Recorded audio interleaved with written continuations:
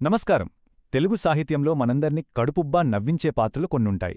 అలాంటి పాత్రల్లో అందరికీ ముందుగా గుర్తొచ్చే పేరు బారిస్టర్ పార్వతీశం. ఇంగ్లాండ్ వెళ్లాలి, బారిస్టర్ చదవాలి అనే ఒకే ఒక కలతో బయల్దేరిన ఒక అమాయకపు యువకుడి సాహసయాత్ర ఇది. మరి అతని ప్రయాణంలో మనల్ని నవ్వించే ఆ గమ్మతైన సంఘటనలేంటో, అతను పడిన అవస్థలు ఎలాంటివో చూద్దాం పదండి.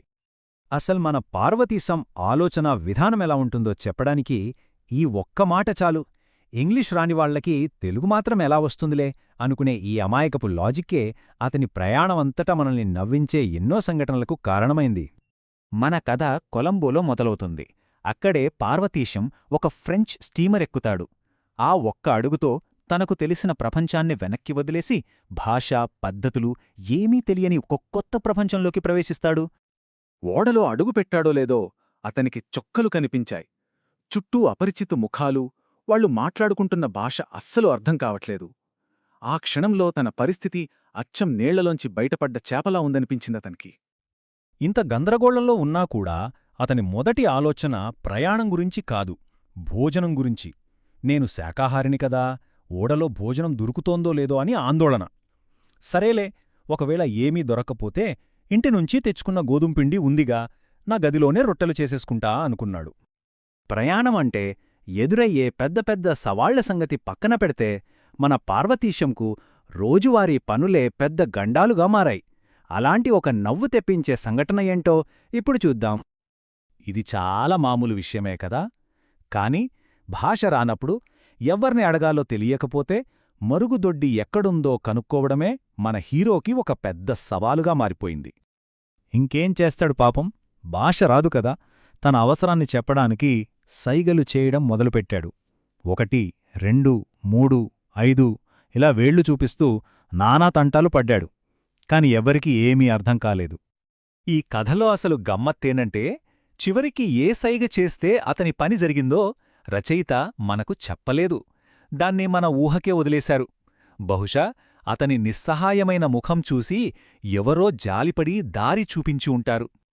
సముద్ర ప్రయాణంలో పడిన అవస్థలన్నీ దాటుకొని పార్వతీశం ఫ్రాన్స్లోని మార్సెల్స్ నగరంలో అడుగుపెట్టాడు. ఇక్కడ నుంచైనా సరే ఒక దొరలాగా దర్జాగా ఉండాలని గట్టిగా అనుకున్నాడు. తన దర్పాన్ని చూపించుకోటానికి ఒక ట్రావెల్ ఏజెంట్ని కలవగానే ఏమన్నాడో చూడండి.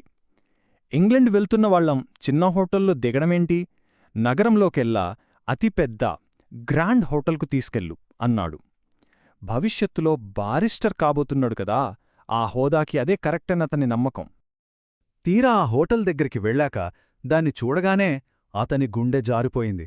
అది హోటలా లేక రాజభవనమా అనిపించింది. అక్కడున్న ద్వారపాలకుడు తనని చూసిన ఒక్క చిన్నచూపుకే మన పార్వతీశం ఆత్మవిశ్వాసం సగం పడిపోయింది. ఇక ఆ పెద్ద హోటల్ లోపల పార్వతీశంకు ఎదురైన అనుభవాలైతే ఇంకా విచిత్రం.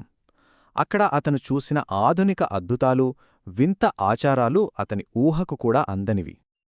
హోటల్ సిబ్బందిలో ఒకరు అతన్ని ఓ చిన్న కిటికీలు లేని గదిలోకి తీసుకెళ్లి తలుపులు మూసేశాడు.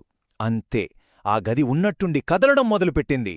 ఆ భయంతో పార్వతీశం పెట్టిన కేక ఇది.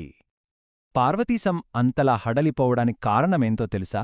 పాపం, అతను తన జీవితంలో మొదటిసారి ఒక ఎలివేటర్లో ప్రయాణించాడు. అతని భయానికి అక్కడ జరిగిన మామూలు విషయానికి ఉన్న తేడాయే మనకు నవ్వు తెప్పిస్తుంది. ఫ్యాషన్ విషయంలో కూడా పార్వతీశంకి ఒక గట్టి గుణపాఠం ఎదురైంది. చలికి వెచ్చగా ఉంటుందని కొనుక్కున్న ఒక ఉన్ని మెడపట్టి వేసుకుని బయటికి వెళ్లగానే వీధిలో వాళ్ళందరూ తనను చూసి నవ్వడం, ఈలలు వేయడం మొదలుపెట్టారు. పాపం, ఆ దేశంలో దాన్ని కేవలం ఆడవాళ్లే ధరిస్తారని అతనికి తెలీదు కదా. దొరలాగా ఉదారంగా ఉందామన్న అతని ప్రయత్నం కూడా బెడిసికొట్టింది.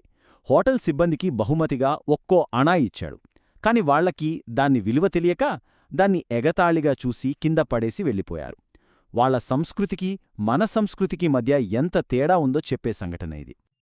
చివరికి అతని నమ్మకమైన గడియారం కూడా అతన్ని మోసం చేసిందని బాధపడ్డాడు.